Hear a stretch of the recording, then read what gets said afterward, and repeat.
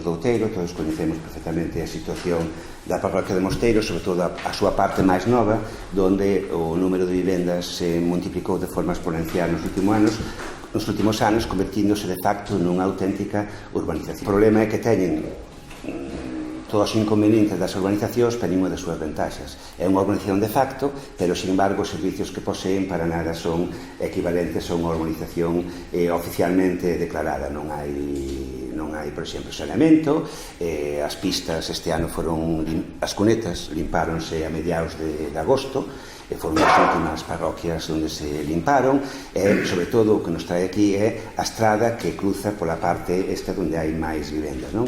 Que é unha estrada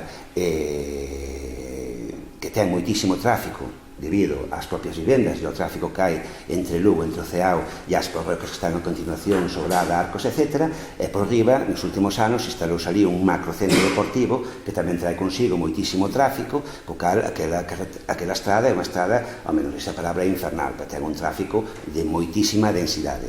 E, pola contra, é unha estrada moi estreita, onde dous coches pequenos, dous vehículos pequenos cruzan, pero se é un camión, por exemplo, ainda que seña pequeno, e un vehículo, xa hai que parar ou, andar esquivando para poder dar cruzado.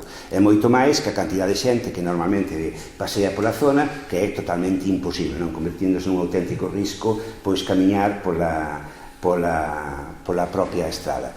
A parte disso está outra estrada que vai desde a cárcere de Bonxe hasta Arcos, non? Hasta cruzando por San Fiz, que, inda que non ten as características semiurbanas que ten este tramo, si é unha estrada tamén con moitísimo tráfico, un firme cheo de fochancas que é completamente inaceptable a día de hoxe, dado o densidade de tráfico que ten, e por riba pasa o mesmo, non? Hai moitos vehículos pesados, moito tractor destes que hai agora que ocupan moita anchura, non? E cada vez que nos atopamos con un, pois hai que parar, meterse a cuneta para poder cruzar, ese tipo de cousas que xeneran un peligro inminente.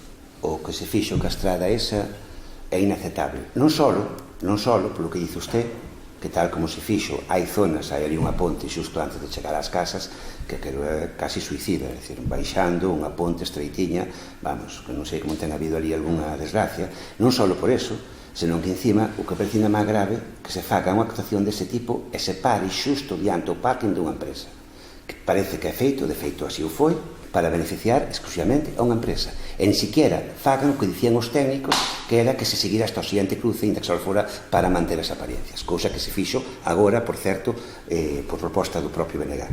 E esta situación desta estrada non pode estar así. Non pode estar así porque é un auténtico perigo, en que non é o único sitio do Concello. Hai outras estradas municipales e provinciais que teñen un índice de tráfico moi elevado. Quizás este seña o caso máis extremo que hai neste momento. Por iso é a nosa proposta de traelo agora aquí, porque é algo que creemos que se traballamos conxuntamente o podemos conseguir.